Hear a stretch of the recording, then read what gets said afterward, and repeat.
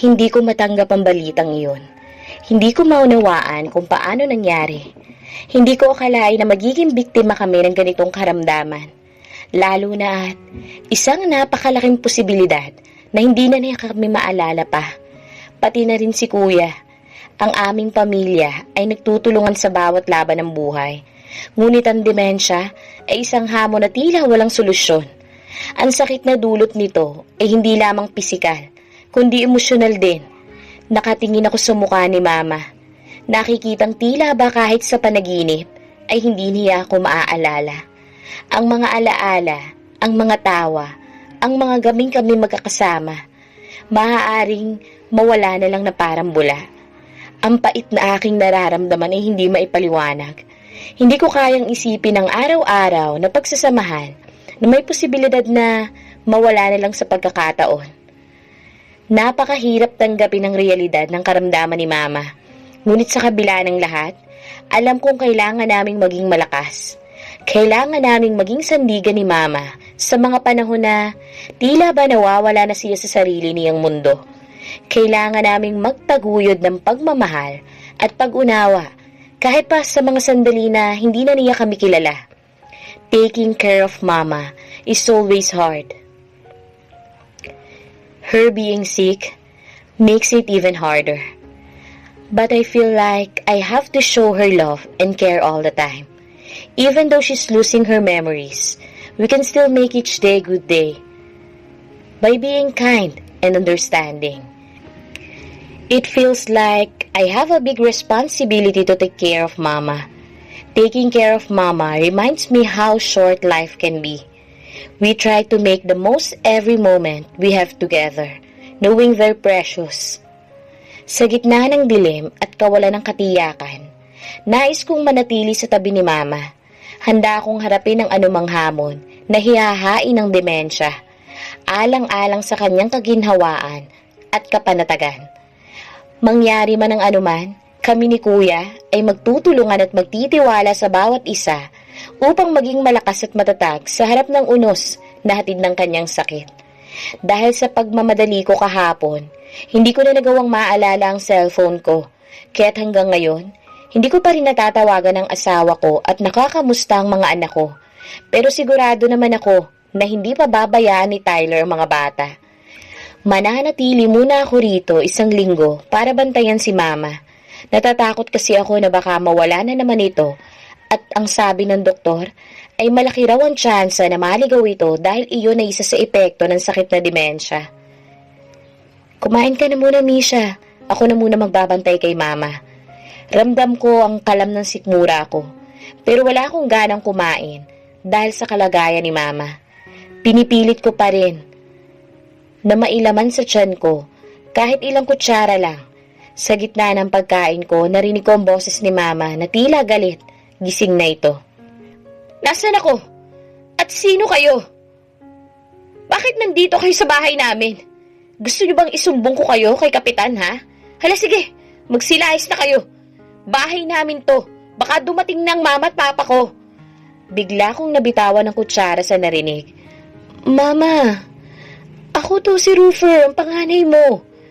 Napakagat ako sa labi ko nang makapunta ako sa kwarto ni Mama. Andun din si Kuya Kyron at si Kevin. Natagpuan namin si Kuya na nakaluhod at bahagyang pinapakalma na ang nakaupo sa higaan. Makikita mo ang pagtataka sa mga mata niya at galit dahil siguro nakita niya kami rito sa bahay. Nahihibang ka na bang bata ka, ha? 17 pa lamang ako at wala akong anak. Lumayo ka sa akin. Baka magalit sa akin ang nobyo kong si Danilo. Pagkamalan pang niloloko ko siya. Kahit anong pilit kong na hindi tumulo ang luha ko, kusa yung tumutulo. Hindi kami maalala ni Mama. Sobrang sakit. Bakit kailangang umabot pa sa ganitong punto? Layas! Lumayas kayong lahat! Lumayas kayo sa pamamahay namin! Mga lapastangan kayo! Wala kayong makukuha sa amin! Napatakip ako sa bibig ko nang marinig namin ang isang malutong na tunog. Sinampal ni Mama si Kuya Roofer. Pero hindi pa rin ito binitawan ng kamay ni Mama. Hindi ko magawang ihakbang ang mga paa ko. Alam ko na wala sa sarili si Mama at epekto lamang ito ng kanyang sakit. Pero hindi ko maiwasang hindi masaktan sa sinasabi niya. Hindi na namin magawang maikaila ang kalagayan ni Mama. Kitang-kita ang galit sa mga mata nito. Bakit kami pa ang kailangan niyang makalimutan? Mama, kami to mga anak mo. Lumapit na rin sila Kuya Kevin at Kyron kay Mama at sinusubukan itong pakalmahin. Pero wala, nagwawala pa rin si Mama. Pilit nagpupumigla sa hawak ni Kuya Roofer. Sabi ng bitawan niyo ako eh. Talaga bang gusto niyong mabarangay ha? Patuloy sa pagtulo ang mga luha ko habang pinapanood sila. Inaawat nila si Mama. Hindi ko na napigil ang sarili ko. Nilapitan ko sila. Bakit na kinakailangan makalimutan kaming lahat ni Mama? Sobrang hirap tanggapin.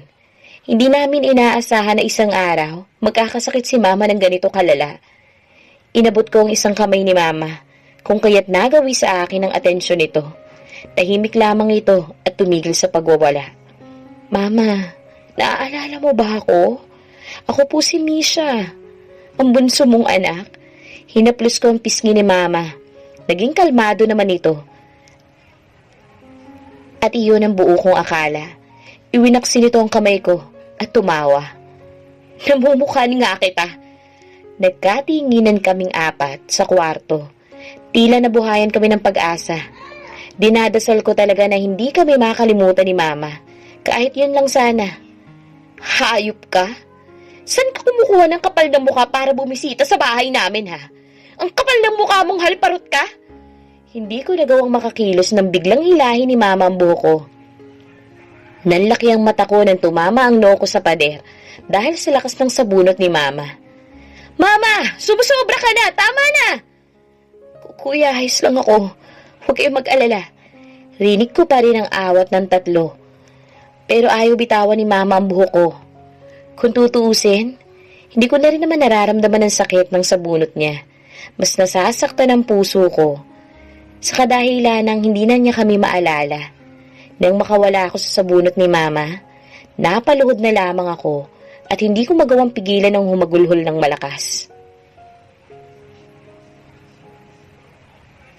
Mama, bakit sa ganitong sitwasyon pa tayo muling nagkita? Bitawan niyo ako. Mapapatay ko ang haliparot na yan. Paiyak-iyak ka pa ha? Hindi ba ikaw ang nahuli kong kasiping ng nobyo kong si Danilo ha? Pero pinapatawad ko siya kasi mahal ko siya. Napahinto kami lahat sa sinabi ni Mama. Hindi mo alam ang paghihirap kung babae ka. Alam mo bang habang kasama ka niya, dinudugo na ako. Nakunan ako. Boy, sana ngayon ang una naming anak. Kasalanan mo to. Hindi ako makapaniwala sa sinabi ni Mama. Nakunan pala ito. Wala itong nabanggit sa amin patungkol roon. At meron na kaming ideya kung sino ang tinutukoy nito. Ang mama ni Kyron. Pero hindi naman siya masisisi at inosente siya. Alam namin ang pagmamalasakit niya kay Mama. Dahil kahit hanggang ngayon ay inaalagaan niya si Mama. Sobrang laki ng naitulong niya sa amin. Misha, sige na, kami na ang bahala kay Mama. Baka kasi mas magwala siya kapag nakita ka niya. Wala akong ibang nagawa, kundi ang lumabas ng kwarto ni Mama. Ramdam ko ang sakit ng noo ko dahil sa pagkakatama sa pader. Nang tumingin ako sa salamin, nakita kong namumula ang aking noo. Baka maging isang bukol pa. May kalmot rin akong natamo sa mga braso at sa kanang bahagi ng pisngi ko. Ang buhok ko sobrang gulo na dahil sa ginawang pagsabunot sa akin ni Mama kanina. Hindi ko inaakala na ganun siya kalakas. At hindi ako nakapalag, sobrang agresibo ng ipinakita niya kanina. At sigurado ako na maaari pa yung maulit. Hindi ko na ininda ang mga natamo ko kanina. Pinili ko na lamang lumabas ng bahay. Ngayon ko lamang napansin na madilim na pala ang paligid. Sobrang hinang-hina ang nararamdaman ko. Siguro doon muna ako sa ilog magtatampisaw. Makakatulong iyon na kumalma ako. Sa pag-upo ko sa malaking bato, pakiramdam ko nakawala ako sa gulo ng buhay. Ang ingay ng mundo, ang malamig na simoy ng hangin sa paligid, ay tila nag-aanyaya sa akin na magpahinga at mag-isip-isip. Ang ilog na nagmumula sa mga kabundukan ay nagdadala ng kasayahan sa aking mga paa habang ito'y tahimik na humahampas sa bato na aking kinauupuan. Nang tahimik na ipikit ko ang aking mga mata, nararamdaman ko ang kalmadong galaw ng tubig sa aking mga paa. Ang yapos nito na tila isang mahigpit na yakap na nagbibigay ng kakaibang kapanatagan sa aking puso at isipan. Hindi ko napansin na unti-unti nang lumuluha ang aking mga mata. Bawat patak ay tila kumakatawan sa mga pighati at kalungkutan na matagal ko nang iniinda. Sa ilalim ng araw na unti-unti naglalaho sa kanluran, naramdaman ko ang bigat ng aking mga pasanin. Ngunit sa sandaling iyon, tila pa biglang nawala ang lahat ng sakit at lungkot. Ang paglapit sa kalikasan, sa alo ng ilog, ay tila nagbigay sa akin ng bagong pananaw sa buhay. Sa bawat hagod ng hangin at halik ng tubig sa aking mga paa, tila ba iniwan na nila ang kanilang mga himutok at bawat patak ng luha ay tila ba nagpapalaya mula sa tanong na nagugulmihanan sa aking isipan. Sa ilalim ng naglalaho na liwanag ng araw, doon sa tabi ng ilog, ako'y natagpuan ng kapayapaan na matagal ko nang hinahanap. Ang pag-upo sa malaking bato at ang pagtatampisaw ng aking mga paa sa naglalagos na tubig ay tila isang pagninilay-nilay sa kahalagahan ng pagtanggap at pagpapatawad sa sarili at sa mga nangyari sa nakaraan. Ang pagluha ay hindi lamang sa gisag ng kirot at pighati, kundi pati na rin ang pagkawala at pagpapalaya mula sa mga alalahanin at hinanakit. Sa sandaling iyon, sa tahimik na ilalim ng langit at sa himpapawid na pumapaligid sa akin, nararamdaman ko ang diwa ng kaligtasan at pag-asa. Ang ilog na tila walang humpay na umaagos at tila nagdadala ng bagong simulain sa bagong pag-asa at ang bagong lakas upang harapin ang darating na mga pagsubok at hamon sa buhay. Iyakin ka talaga. Umiiyak ka na naman. Sa pagmulat ng mga mata ko, nakita ko nag-aalalang mukha ni Kuya Kyron. At dahil mabato, umupo ito sa aking tabi. Kuya, kumusta si Mama? Huwag ka na mag-alala. Ayos na siya. Kasi nakatulog na naman dahil sa pahagod. Napayuko ako sa sinabi ni Kuya Kyron. Dapat pala, hindi namin ganun binibigla si Mama. Patawarin niyo ako. Napalingon ako sa gawin ni Kuya Kyron. Itinampisaw na rin ito ang mga paa.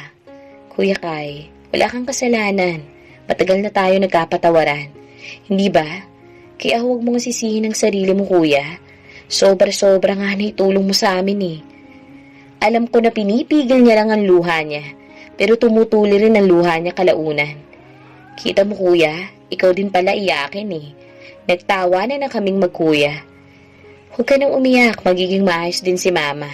Sana talaga, sana. Kahit minsan lang sana, ay maalala niya kami.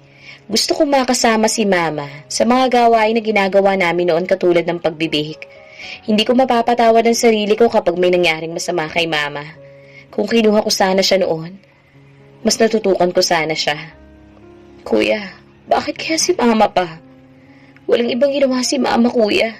Hindi ko matanggap at sobrang hirap na makita ko siya sa ganong sitwasyon. Naawa ko kay Mama, Kuya. Huwag mo i-question ng Diyos, Misha. Everything happened for a reason. Hindi ba't yun ang laging sinasabi sa atin ni Mama na magiging maayos ang lahat? Pero ano, Kuya? Kailangan nating ihanda ang sarili natin sa mga posibilidad na maaaring mangyari. Napakunot no ako sa sinabi ni Kuya. Ano bang ibig nitong sabihin? Kuya, please. Huwag niyo naman sanang itago sa akin ang kondisyon ni Mama. Karapatan ko rin yun, hindi ba? Nagpakawala ito ng malalim na buntong hininga. At hinarap ako. Ang sabi ng doktor, normal lang sa mga taong nadadiagnose na may demensya ang mga ganong pag-uugali. Kaya kailangan talaga natin magpasensya. Kahit ilang kalmot at sabunot pa ang abutin ko kay Mama, basta mayakap ko siya, wala akong pakialam. At isa pa, malaki raw ang posibilidad na hindi na talaga tayo maalala. Nagulantang ang magkakapatid, sina Kevin, Ruffer at Kyron, nang biglang dumating ang hindi inaasahang bisita sa kanilang pintuan. Hindi na nila inaakalang dadating ang asawa at mga anak ng kanilang kapatid na si Misha. Sa kanilang mga muka, makikita ang labis na pagkagulat at pangingilid ng kanilang mga mata. Nagpapahayag ng kani-kanilang di paniniwala sa kaganapan. Bilib talaga sila sa taong pinili ng kanilang kapatid na maging katuwang sa buhay. Kitang-kita nila ang dedikasyon at pagmamalasakit ng taong ito sa kanilang kapatid na si Misha. Bawat kilos ay naglalantad ng responsableng pag-aalaga at pagmamahal na ibinibigay nito sa kanilang kapatid. Sa tuwing nakikita nila na magkasama silang dalawa, tila'y nagiging malinaw ang patibong na pagmamahal na bumabalot sa kanilang kapatid. Ang pagiging responsable at pag-aalaga ng asawa ni Misha ay isang bagay na hindi nila maitatanggi. Sa bawat kilos at salita, makikita ng magkakapatid kung gaano kahalaga at kaibig-ibig ang naging asawa ni Misha. Talagang humahanga sila sa napangasawa ng kanilang kapatid. At ito'y dahil sa hindi lamang ito nagmamahal kay Misha ng sobra, kundi pati na rin sa paraan ito ng pagpapakita ng kanyang pagmamahal sa kanilang pamilya. Mano po mga tito, sabay-sabay na nagmano ang mga pamangkin na sina Noah at ang kambal na sina Luna at Damien. Sa kanilang mga tito, hindi maiwasang maramdaman ang pagpapahalaga at paggalang sa nakagawiang tradisyon. Sa kanilang pagmamano, tila'y lumutang ang kagandahan ng pagiging may pinag-aralan at disiplina ng kanilang itinatangi. Nakakatuwang isipin na parang kahapon lang, binibinyagan ang mga ito sa simbahan. Ngunit ngayon, masasabi mong tunay na lumalaki na talaga sila. Ang mga anak ng kapatid ay kay gwapo at kay ganda. Hindi maiitanggi, lahi ng mga Eleazar yun. Hindi rin naman maitatanggi ang kagandahan at taglay ng kapatid nilang si Misha. Sadyang ang mga anak nito ay nagmana talaga sa kanilang ama na si Kane Tyler, lalo na sa aspeto ng kanilang mga berdeng mata. Ito ang isang katotohanan na ipinagmamalaki ng kanilang pamilya, isang alamat na patunay ng kanilang pinagmulan at pinagmamalaking lahi. Ikaw ba naman ang makapangasawa ng isang tanyag na Eleazar? Tulog pa si Misha at hindi rin ito siguro alam na bibisita rito ang kanyang asawa at mga anak. Wala kasing kontak si Misha sa kanila dahil sa pagmamadali nito, hindi na nito nakuha ang kahit na anumang gadget. Ang lalaki nyo na pala ha? Aba, may nobyo na ba itong si Luna? Ang ganda-ganda ha, manang-mana sa ina. May pagkasuplada ang anak ni Misha na si Luna, pero magalang ito sa mga nakakatanda sa kanya. Wala po, Tito Kai. Well, I am too pretty for them. Natawa na lamang sila sa sinabi ni Luna. Pinaghahandaan nila ito ng makakain. Simpleng kape at pandesal ang nakahain sa mesa. Alam naman nila na hindi maarte ang mga pamangkin dahil ipinaranas naman ng kanilang kapatid sa mga anak kung paano mamuhay ng simple. Sa kabilang banda, nagising ang kanilang ina at kasabay nito ang pagbukas ng pinto ng kwarto ni Misha.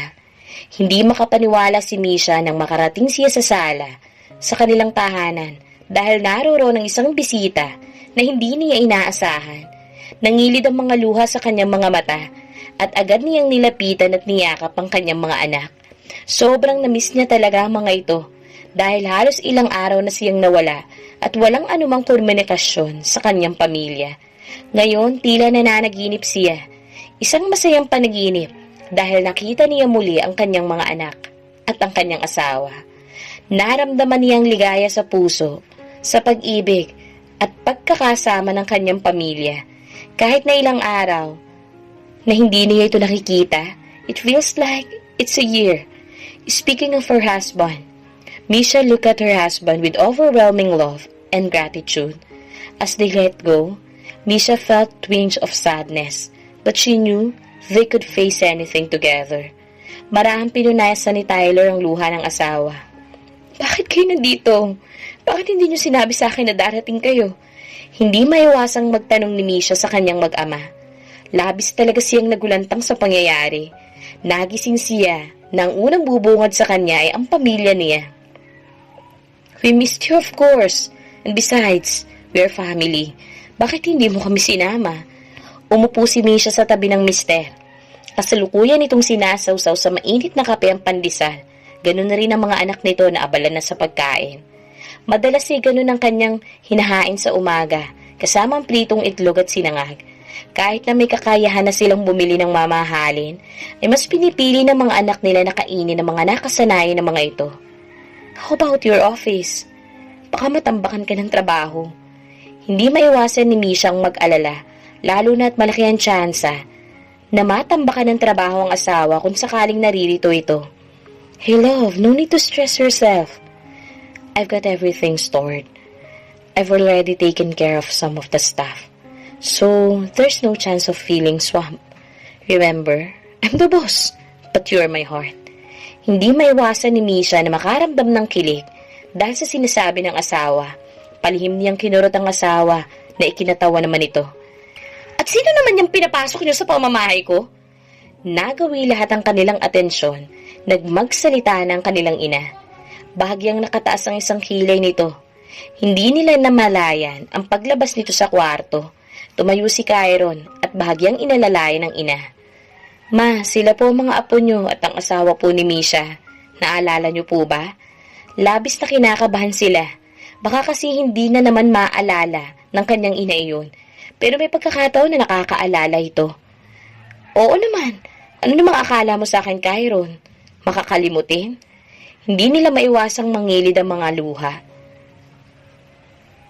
Sisiguraduhin nila na susulitin nila ang araw na ito na naaalala sila ng kanilang ina. Ipaghanda mo ako ng kape, Kevin. Hindi nyo man lang ako ginising, nakakaya sa mga apo ko. Aba, nandito ata lahat ng apo ko ah. Ang dami nyo na pala. Maging sila, hindi maiwasang matawa dahil totoo ang sinasabi ng ina. 13 na kasi ang apo nito. Kay Misha ay 3, kay Kyron 3 din, maging kay Kevin. Samantalang kay Roofer ay 4 naman. Good morning po, Lola. Masiglang bati ng anak ni Roofer na bunso na si Keira. Masiglahin talaga kasi ang batang ito. Nagmana sa kakulitan ng Kuya Roofer niya. At ganoon din ang ina nito. Puno ng saya ang puso ni Misha, maging ang 3 nitong kapatid dahil magkakasama sila na namalengke sa bayan. Bumili sila ng pagkain dahil balak nilang maligo sa ilog at magpiknik na rin kasama ang ina. Matagal-tagal na kasi ang panahon na muli silang nagkasama. Sa kasalukuyan ay papunta na sa ilog ang lahat. Inihanda na nila ang mga lulutuin. Naglatag na ng isang makapal at mahabang tela. Ang mga bata naman, abala naman sa paghahabulan. Ang puso ni Misha, pati na rin ang kanyang mga 3 kapatid, ay puspos ng saya dahil magkakasama silang nagpunta sa bayan para mamalengke. At hindi lang sila magkakapatid, maging ang mga asawa at anak ng mga ito. Pinagtitininan pa nga ang mga ito eh. Nagtungo sila sa bayan upang bumili ng pagkain dahil plano nilang maglaro sa ilog at magpiknik kasama ang kanilang ina. Matagal na rin kasi ang nakalipas mula nang huli silang magkasama-sama. Hindi nila akalain na mangyayari ito. Sa kasalukuyan, papunta na sila sa ilog. Handa na ang mga iluluto nilang binili. At nagsilatag na rin ang makapal na at mahabang tela. Ang mga bata sa kabilang banda, abala sa kanilang paghahabulan. Ang saya at excitement ay ramdam ng bawat isa. Kung saan muling mabubuo ang kanilang pamilya at magsasama-sama. Maglalaro sila doon at mag-e-enjoy. Bubuo sila ng mga alaala na hindi makakalimutan ng kanilang ina. What happened to your chick? Hindi maiwasang maitanong ni Tyler sa asawa. Meron kasing band-aid ang pisngi nito. Nagwala si mama na makita niya ako eh. Akala niya ako yung naging babae no ni Papa. Hindi ko inakala na posibleng hindi niya ako makilala. Sobrang sakit sa parte ko bilang anak. Ang hirap isipin na may pagkakataon talaga o posibilidad na hindi na talaga niya kami maalala pa. Kahit kaano pa karaming sakit at galos ang maranasan ni Misha sa kamay ng ina, wala siyang pakialam. Ang mahalaga sa kanya, makakasama pa rin nila ang kanilang ina sa mga susunod na araw. Handa siyang magtiis at magpatawad para sa mahabang panahon na magsasama sila. Ganun? Is it fine now? Hindi maiwasan ni Tyler na mag-alala sa asawa dahil halata sa mga mata nito na puyat na ito at pagod. Mahal, ayos lang ako. Huwag kang mag-alala. Marang inaplos ni Misha ang pisngi ng asawa upang panatagin ang loob nito. Binigyan niya ito ng mabilis na halik. Ngunit hindi na kontento roon si Tyler. Tama na yan, mamaya ng lambingan, Tyler, bayaw. Halika na, mag-ihaw ka na ng barbecue. Natawa na lamang silang dalawa sa sinabi ng Kuya Kiefer niya. Napakalmot na naman sa ulo si Tyler. Mukhang mamaya pa niya masusolo ang asawa. Anak, pwede ba tayong mag-usap? Hindi inaasahan ni Misha ang sinabi ng ina, pero tinanguan niya ito. Kinuha niya ang kamay ng ina at pinagsalikop sa kanyang kamay. Halata na kulubot na ang kamay ng ina ni Misha. Ano po yun, ma? Nanlaki ang mga mata ni Misha. Nantanggalin ng ina ang band-aid sa kanyang pisngi. Pasensya ka na, anak, ha. Naging marahas ako at nasaktan kita. Mapatawad mo sana si mama. Hindi ko maipapangako na hindi na kita masasaktan. At anak, kung dumating man ang araw na hindi ko na kayo maalala, hindi na pinatapos ni Misha ang ina. Nasasaktan siya sa mga sinasabi nito. Ma, ayos lang po. Tsaka ma, wag mo nga sinasabi yan. Makakasama ka pa namin ng matagal. At isa pa, hindi ka namin iiwan. Nandito lang kami. Hindi maiwasan ni Misha ang maging emosyonal. Nak, huwag mo sanang mamasamain na. Hindi ko alam kung kailan ako mawawala. Walang nakakaalam. Pero masaya ako dahil bago man lang ako nawala sa mundo, alam ng mga anak ko na kayo'y nasa mabuting kalagayan na. At isa pa, magising man ako isang araw na hindi ko na kayo maalala. Huwag niyong kakalimutan at lagi niyong tatandaan. Nandito lang kayo sa puso ko. Mahal na mahal ko kayong lahat. Mahal na mahal ka rin namin, ma. Naging emosyonal man ang mag-ina. Napalitan niyo ng saya dahil magkakasama silang magkakapamilya na gumawa ng mga bagong alaala. Sama-sama nilang pinagmasdan ang naglalaho ng araw habang sila'y magkakapamilyang nakatayo sa tabing ilog. Ang mga bata'y naglalaro at nagtatakbuhan. Samantalang ang kanilang mga magulang masayang nag-uusap-usap habang inaalaya ng mga makukulay na araw ang kalangitan. Sa bawat paglangoy at pagbaba sa kanluran, tila'y humihimig ng kalikasan ng isang musika ng pasasalamat sa dala nitong liwanag at init. Sa pagdating ng dilim, dahan-dahang sumilip na ang mga bituin sa himpapawid, nagbibigay ng diwa ng kagandahan at kapayapaan.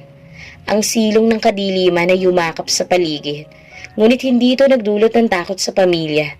Sa halip, nagdala ito ng pagnanasa para sa isang payapang paghinga sa pagdating ng gabi. Habang sila'y bumabaybay pa uwi, ang liwanag ng mga bituin ay nagbibigay liwanag sa kanilang landas. Habang ang simoy ng hangin ay nagdadala ng pagpapalamig at pagpapagaan sa kanilang mga pagod na katawan.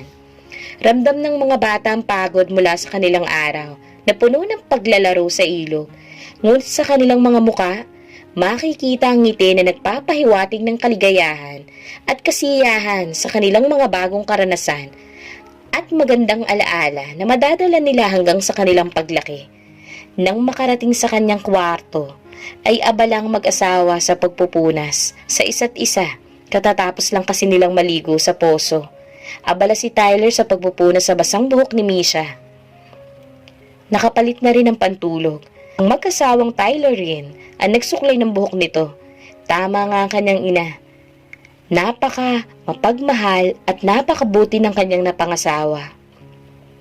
I have something for you. Napatingin si Misha sa asawa mula sa salamin. Ano naman kaya ang ibibigay sa kanya ng asawa niya? Ano naman yan? Matutuwa ba ako dyan? Oo naman, wife. You've been asking for it ever since. But the problem is me.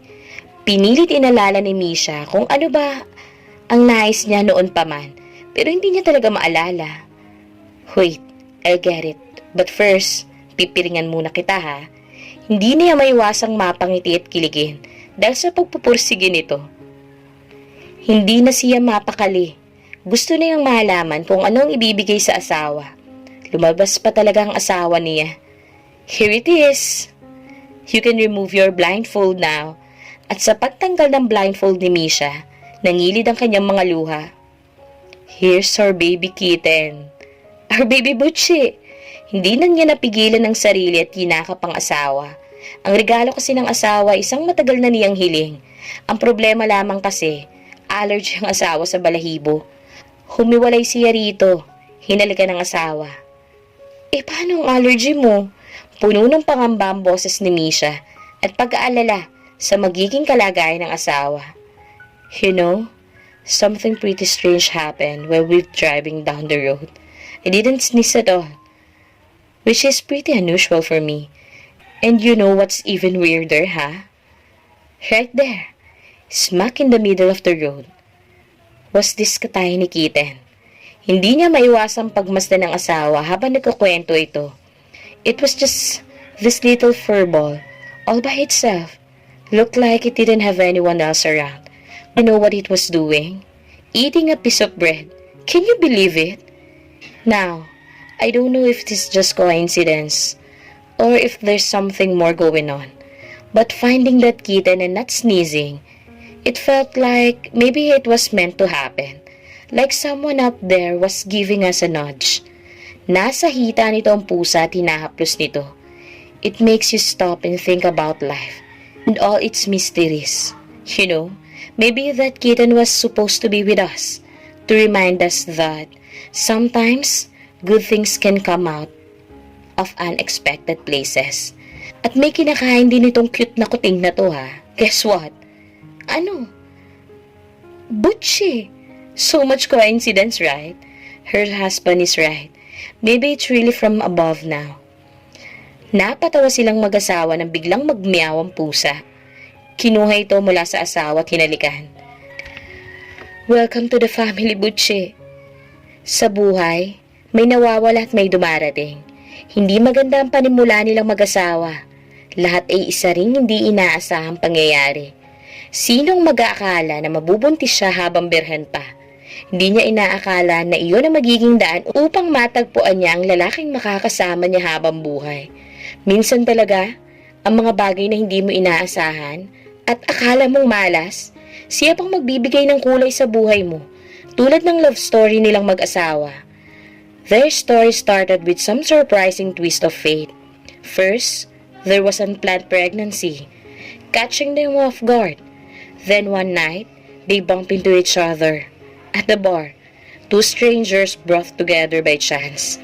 It was just a quick meeting, but it changed everything for them. At first, their journey seems random, like a bunch of accidents leading nowhere. But over time, they began to see it differently. They started to believe that maybe there was a bigger plan at work, guiding them along. Even though life threw them some curveballs, they found themselves drawn into each other in a way they couldn't explain.